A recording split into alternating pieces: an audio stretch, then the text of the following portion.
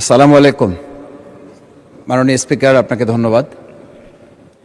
আজকে আমি মহান আল্লাহর দরবারে শুকরিয়া আদায় করি এবং আমার প্রিয় পটুয়াখালী ১১২ বাউফল ২ আসনের যারা নির্যাতন, নির্মম এবং হামলা মামলার শিকার হয়েও ভয়কে জয় করে ন্যায় এবং ইনসাফের প্রতীকে ভোট দিয়ে তারা আমাকে বিজয় করে এখানে কথা বলার সুযোগ করে দিয়েছে। মাননীয় স্পিকার, আপনি জানেন আজকে আমরা যখন এখানে দাঁড়িয়ে কথা বলি তখন আমাদেরকে এটা ভাবতে হচ্ছে যে আমরা কথা বলতে গিয়ে আবার বিগত ১৭ বছরের কোনো একটা বৈষম্যের মধ্যে পড়ে যাচ্ছি কিনা। কিন্তু আমাদেরকে এটা ভাবতে হচ্ছে আমরা যখন এখানে দাঁড়িয়ে কথা বলছি, আমাদের কথা বলার সময় শহীদ শরীফ ওসমান হাদি ইনসাফের পক্ষে কথা বলার সময় বলেছিল, আমার প্রতি যে জুলুম করবে আমি তার সাথেও ইনসাফ করতে চাই। আমরা লক্ষ্য করেছি এই সরকার প্রতিষ্ঠিত হওয়ার পর শরীফ ওসমান হাদির ব্যাপারে তার বিচারে কতটুকু কার্যকারিতা নিয়ে এসেছে তা আমরা এখন পর্যন্ত জানতে পারিনি। আমার মনে হয় আমরা সংবিধান নিয়ে ঘাটাঘাটি করতে করতে যদি সংবিধানই আমাদের রক্ষা করতে পারত, তাহলে সংবিধান আমাদেরকে বলে দিত যে আমাদের সেদিন বালু ট্রাক সরানোর ক্ষেত্রে সংবিধানের পৃষ্ঠা আমাদেরকে খুঁজতে হতো। সংবিধান যদি আমাদেরকে রক্ষা করতে পারত, তাহলে ৭২-এর সংবিধানের আলোকে আজকে আমাদের এখানে থাকার কথা না। আমি শফিকুল ইসলাম মাসুদ, আমার এখন জেলখানায় থাকার কথা। সংবিধান যদি মানতে হতো, তাহলে আমাদের মাননীয় প্রধানমন্ত্রী বাংলাদেশে থাকার কথা না, ওনার দেশের বাইরে থাকার কথা। সংবিধান মানতে হলে বর্তমান স্বরাষ্ট্রমন্ত্রীর এখন দেশের বাইরে থাকার কথা ছিল। সংবিধান মানতে হলে যে বাচ্চাদেরকে আজকে এখানে শিক্ষা দেওয়া হচ্ছে, দীক্ষা দেওয়া হচ্ছে, কিংবা তাদেরকে কোনো কোনো ক্ষেত্রে জাসদের সাথে তুলনা করা হচ্ছে, সেই বাচ্চাদের নিয়েই আমরা এই সরকার দলের লোকদেরকে, সরকার দলের সম্মানিত নেতৃবৃন্দকে আমরা চোখের পানিও ফেলতে দেখেছি। আবার কাউকে কাউকে কথা বলতেও শুনেছি যে এই সমস্ত বাচ্চাদের, আমরা তাদের শিক্ষার্থীদের আন্দোলনের সাথে আমাদের কোনো সম্পর্ক ছিল না।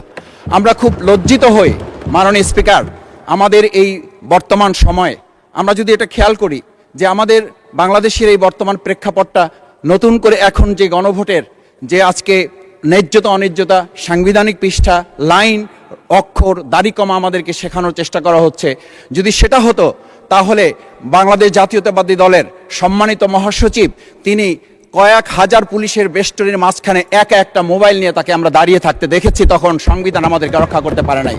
মাননীয় স্পিকার, আমি ৩৫০ মামলা নিয়ে ৭ মাসের ব্যবধানে, আপনিও আমার ২-১টা মামলাতে আপনি আমাকে সহযোগিতা করেছেন, সেটা এই সুযোগে ধন্যবাদ জানাতে চাই। আমার ৩৫০ মামলা জামিন করতে ৭ মাস সময় লেগেছে, আমার বের হতে সময় লেগেছে ৪.৫ বছর।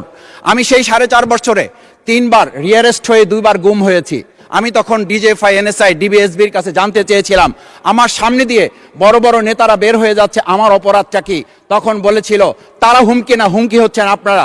আমাদেরকে যখন শেখ হাসিনার শেষ সরকার নিষিদ্ধ করেছিল, তখন তারা ১৪ দল মিটিং করে বলেছিল এই জামাত শিবিরই হচ্ছে সবচেয়ে বড় সমস্যা, তাদেরকে নিষিদ্ধ করলে এই আন্দোলন থেমে যাবে। আজ একটা কথা পরিষ্কার বলতে চাই, এই গণবিপ্লব নিয়ে আমাদের মাথা ব্যথার মূল কারণ হচ্ছে এখানেই। শেখ হাসিনা আমাদেরকে যথার্থ টার্গেটটা করেছিল, সেই টার্গেটের মূল লক্ষ্য ছিলাম আমরা।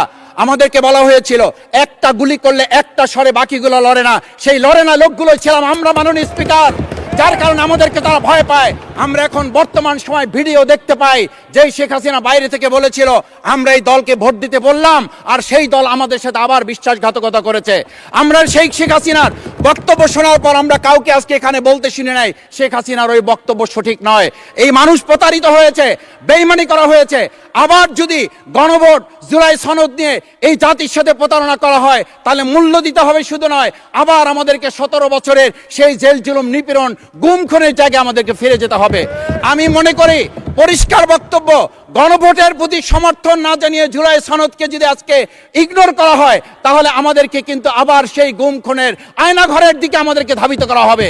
আমি মনে করি গণভোটের বিরোধিতা করার অর্থ হচ্ছে আমরা আয়নাঘরকে সমর্থন করতে চাই। গণভোটের বিরোধিতা করা মানে হচ্ছে ৭০% মানুষকে আমরা অন্যায্যভাবে তাদেরকে আবার ধিক্কার জানাতে চাই। আমি এখানে স্পষ্ট বলতে চাই, আপনারা যেমন ৫১% সমর্থন নিয়েছেন, ৭০% প্রায় জনগণ কিন্তু গণবিপ্লবের, গণভোটের পক্ষে তারা রায় দিয়েছে।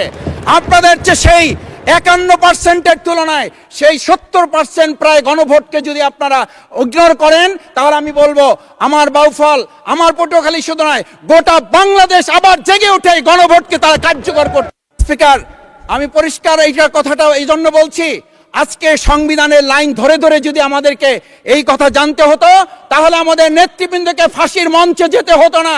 আমার মতো ছোট মানুষের কাছে সে সময় ডিজিএফআইয়ের কাছে প্রস্তাব এসেছিল, আপনারা কি চান, মন্ত্রিত্ব চান, দেশ পরিচালনা চান, সব কিছু দেওয়া হবে, শুধু শেখ হাসিনার নীতিতে আপনারা আসেন।